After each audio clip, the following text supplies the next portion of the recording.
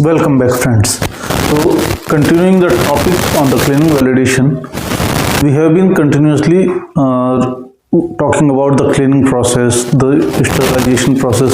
So, in today's video, we shall continue the cleaning validation with some clarity over the cleaning process, like what is clean in place or clean out of place, what is sterilization in place, then what are the cleaning processes, then type of cleaning which are commonly used in the pharmaceutical sector, then continuous monitoring of the cleaning process. Like we shall continue on this, and let me ensure you that this one is the very important topic, and जब तक आपको ये नहीं समझ में आता आप cleaning validation को एक्सप्लेन नहीं कर सकते. So let's continue with the topic on the cleaning process, and आप इंश्योर करिए कि आप ये पूरा वीडियो देखिए. छोटा सा वीडियो होगा, कोशिश होगी कि पूरे वीडियो में आपको सब कुछ समझा दिया जाए. हार्डली 5 to 10 मिनट्स में आपको सब कुछ समझा दिया जाए, कोशिश यही रहेगी. So make sure to watch this video completely.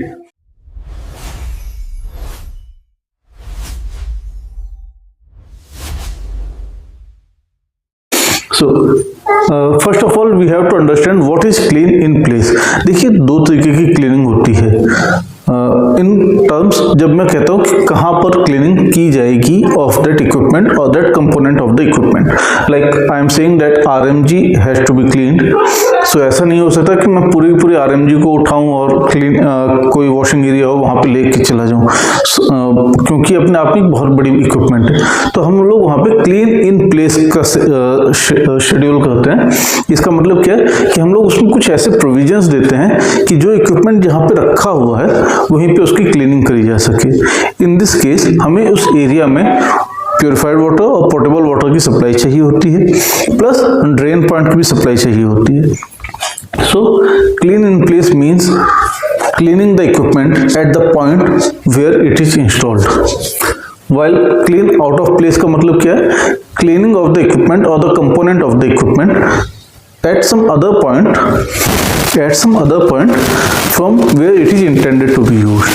जैसे मैं कहूँ कि सिफ्टर की सीव है, तो सीव को जरूरी नहीं है कि मैं अपने ग्रेनुलेशन एरिया में वॉश करूँ, मैं उसको कवर करके सेकंड एरिया में यानी कि वॉशिंग एरिया में ले जाके क्लीन कर सकता हूँ. वाइल जो आरएमजी है, क्योंकि अपने आप में बहुत बड़ा इक्विपमेंट है, तो मैं उसको कोशिश करता हूँ कि वो वहीं पे क्लीन हो जाए. सेकंड, हमें यहाँ पे कॉन्टामिनेशन कंट्रोल का भी ध्यान रखना होता है. देखिए मैं ऐसे इक्विपमेंट को बाहर नहीं ले जा सकता जिससे कि मेरे कॉन्टामिनेशन के एरिया में स्प्रेड होने के चांसेस बढ़ जाएं. मान लीजिए मैं आरएमजी को अपने ग्रेनुलेशन एरिया के या किसी इक्विपमेंट को अपने ग्रेनुलेशन एरिया के बाहर ले जाता हूं और मैं उसे पूरी तरह से कवर नहीं कर सकता हूं, तो उससे क्या होगा, मेरा जो एसेसरी एरिया है, जो क्लीन एरिया है, वो भी कॉन्टामिनेट हो जाएगा.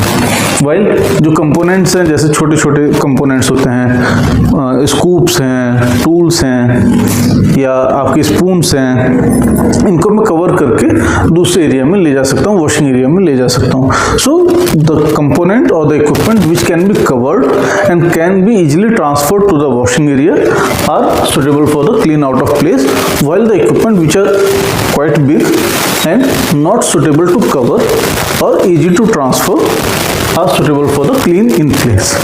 So first of पहला टॉपिक आपको ये क्लियर हो. Second is the SIP. देखिए जहाँ पे मैं OSD की बात करता हूँ या ओरल फॉर्मुलेशंस की बात करता हूँ या एक्सटर्नल प्रिपरेशंस की बात करता हूँ, वहाँ पे मुझे SIP की जरूरत नहीं है.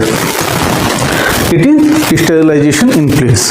बट जहाँ पे मैं कहता हूँ बात पैरेंटल्स की, इंजेक्शंस की, या ऐसे किसी फॉर्मुलेशन की जो कि डायरेक्टली मेरे बॉडी की कैविटीज से कांटेक्ट में आते हैं, like eye drops, nasal drops, ear drops या इनहेलर्स, वहाँ पे मुझे स्टीराइल एनवायरनमेंट मेंटेन करना होता है. इसीलिए once the equipment are cleaned enough हम उनको स्टेरिलाइज भी करते हैं.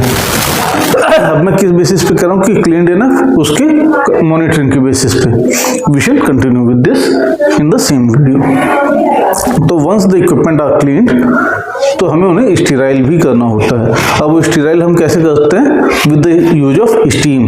तो कुछ एक कंपोनेंट्स ऐसे होते हैं, इक्विपमेंट्स ऐसे होते हैं जिनको मैं ऑटोक्लेव में ले जा सकता हूँ, but like the equipments of the manufacturing tanks, जैसे टैंक्स हैं, छोटे भी हो सकते हैं, बड़े भी हो सकते हैं, तो ऐसा जरूरी नहीं है कि मैं उनको ले जाके वहीं पे ऑटोक्लेव में स्टेराइल करूँ। I can have the provisions through which I can pass the steam into that equipment, or I can maintain the temperature, the sterilization environment in that equipment so that it can get sterile. तो जब भी हम बात करते हैं parentals की या eye drops की, नेजल ड्रॉप्स की, ईयर ड्रॉप्स की, इनहेलर्स की, तो जैसे मीटर डोज इनहेलर्स हैं, तो हम वहाँ पे SIP को भी फॉलो करते हैं। Once the equipment are clean, then हम उसे स्टीराइल करते हैं। देन क्लीनिंग प्रोसेस, देखिए OSD में जब भी हम बात करते हैं तो प्राइमरी क्लीनिंग आप किसी भी वाटर से करें, फाइनल क्लीनिंग आप उसको प्योरीफाइड वाटर से करते हैं। वाइल इन द पेरेंटल्स हम लोग जब भी क्लीनिंग करते हैं तो हमारी प्राइमरी क्लीनिंग पोर्टेबल से भी हो सकती है, प्योरीफाइड से भी हो सकती है, but final rinsing, final cleaning जो होगी स्टीराइल वाटर से होगी या फिर WFI से होगी, water for injection. And once it is clean, then हम उसे SIP के थ्रू पास कराते हैं, ये स्टेरिलाइजेशन कराते हैं। अब यहाँ पे मुझे समझ में आता है कि मेरे पास दो तरह की क्लीनिंग है। मैंने यहाँ पे लिखा टाइप ऑफ क्लीनिंग, सबको लगेगा क्लीनिंग, तो क्लीनिंग इज क्लीनिंग, उसमें क्या डिफरेंस है? No, here in pharmaceutical sector हमें अपने प्रोसेस को इजी करने के लिए भी हम थोड़ा सा काम करते हैं। तो यहाँ पे हमारे पास दो तरह की क्लीनिंग होती है, product change over, then second is batch change over. Batch change over का क्या मतलब है? मेरे पास कोई प्रोडक्ट A है, उसका बैच नंबर 1 बन रहा था, मैंने उसको मैन्युफैक्चर किया, देन मेरे पास सेकंड कैंपेन, उसी कैंपेन में प्रोडक्ट A का ही बैच नंबर 2 भी है, तो मैं सिंपल एक बैच चेंज ओवर करूंगा क्योंकि मेरे पास सेम प्रोडक्ट है, तो मुझे उसमें कंटामिनेशन का ऐसा हाई प्रोबेबिलिटी नहीं है, इसलिए मैं सिर्फ उसको एक प्राइमरी क्लीनिंग करता हूँ। सिर्फ मैं उसके बाहर कोई कंटामिनेंट ना हो, बाहर कोई रेजिड्यू ना हो प्रीवियस बैच का, उसको रिमूव करके मैं अपना नेक्स्ट बैच रन कर सकता हूँ। मुझे यहाँ पे थोरो क्लीनिंग करने की जरूरत नहीं है।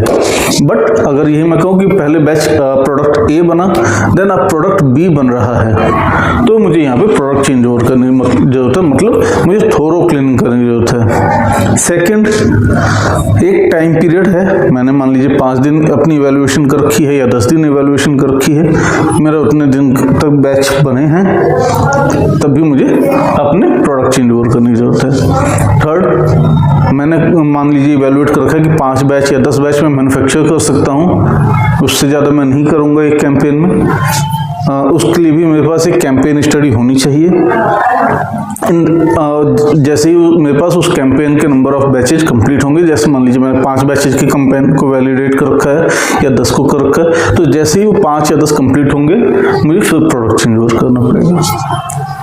फोर्थ केस क्या है? मान लीजिए मेरे पास प्रोडक्ट A ही है जिसमें API पैरासीटामोल है, सेकेंड प्रोडक्ट उसमें पैरासीटामोल ही है, बट उसमें कलर चेंज है। मान लीजिए पहला बैच रेड कलर का था, सेकंड बैच येलो कलर का है, सेकंड प्रोडक्ट येलो कलर का है। इवन इन दैट केस मुझे प्रोडक्ट चेंज करने की जरूरत है। फोर्थ केस, मान लीजिए API भी सेम है, कलर भी सेम है, पैरासीटामोल का ही बैच पहले भी बना, अभी भी बन रहा है, लेकिन पहले वाले का स्ट्रेंथ 500 mg है, जबकि सेकंड वाले का स्ट्रेंथ 350 mg है। इवन इन दैट केस मुझे प्रोडक्ट चेंज करने की जरूरत है। वहीं अगर मैं रिवर्स केस ले लूँ, मान लीजिए फर्स्ट बैच उसकी स्ट्रेंथ 350 mg थी, सेकंड बैच की स्ट्रेंथ 500 mg है, तो मैं सिर्फ बैच चेंज ओवर करके रन कर सकता हूँ if the colour is same. अगर कलर में डिफरेंस है तो मुझे बैच प्रोडक्ट चेंज ओवर करना पड़ेगा। अब ये तो एक बेसिक मैंने आपको सिनेरियो बता दी। अब जहाँ पे भी मेरे पास कलर चेंज होगा या प्रोडक्ट में API चेंज होगा, तो मुझे उसकी फिर मॉनिटरिंग करनी पड़ेगी। अगर आपकी कैंपेन स्टडी के अकॉर्डिंग या नंबर ऑफ डेज के अकॉर्डिंग चेंज ओवर है, but still we are going to run the same product, तो मुझे मॉनिटरिंग की जरूरत नहीं है। फिर भी अगर हो जाए तो बहुत अच्छा है। अगर नहीं भी होता तो भी कोई इशू नहीं है। मान लीजिए 10 दिन की आपकी स्टडी थी, 10 आपका ए बैच ए प्रोडक्ट है, वही 10 दिन चला, उसके बाद भी आपको ए प्रोडक्ट ही रन करना है तो आपको मॉनिटरिंग की जरूरत नहीं है।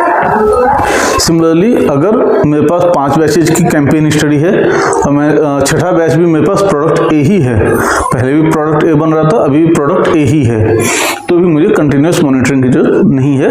हो जाए तो बहुत अच्छा है। Then last one is the continuous monitoring. देखिए this one is the requirement of the regulatory agency like WHO। उसमें वो क्या कहते हैं कि आपने जिस जो कंडीशंस, जो स्टडीज आपने क्लीनिंग वैलिडेशन के साथ करी हैं, उसी के अकॉर्डिंगली आपको हर प्रोडक्ट चेंज ओवर को इवेलुएट करना पड़ेगा। दैट मीन्स आपको हर प्रोडक्ट का मैको कैलकुलेट करना पड़ेगा if you are going to evaluate through specific analysis. In case of non specific analysis आप उसे जस्टिफाई करेंगे। इट मीन्स आपको हर प्रोडक्ट का आपको मैको पता होना चाहिए, आपको हर प्रोडक्ट का पूरा EMV करना चाहिए और आपको हर प्रोडक्ट के साथ स्वैप एनालिसिस करानी चाहिए। हाँ, आप इसमें कुछ कम या ज़्यादा करा सकते हैं। जहाँ पे आप क्लीनिंग वैलिडेशन में 50 सैंपल भेज रहे थे, आप यहाँ पे 10 भी भेज सकते हैं depending on your risk assessment. तो कंटिन्यूस मॉनिटरिंग का मतलब है कि आपको हर प्रोडक्ट चेंज ओवर को इवेलुएट करने की जरूरत है through that method from which you have completed your cleaning validation.